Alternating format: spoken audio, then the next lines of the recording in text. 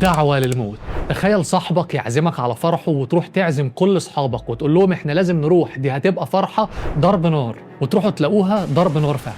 اهلا بيكم في واحدة من ابشع الجرائم في تاريخ مصر الحديث، مذبحة القلعة.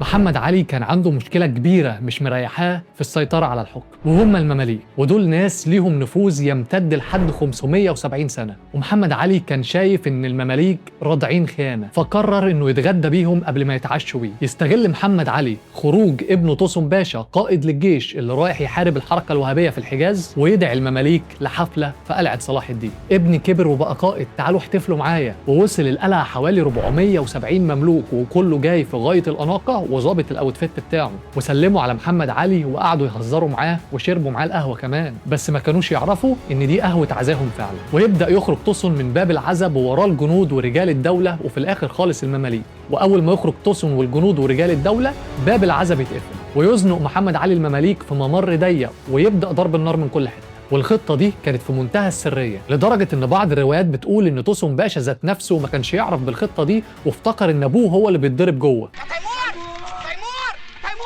ومحمد علي في الوقت ده كان قلقان ومضطرب ووشه مخطوف. ولما بدأ ضرب النار يهدى والمماليك خلاص بتطلع في الروح، دخل طبيب محمد علي عليه وقال له لقد قضي الأمر واليوم يوم سعيد لسموكم. وهنا يهدى محمد علي ويطلب مية عشان يبلع بعد ما اتغدى بالمماليك.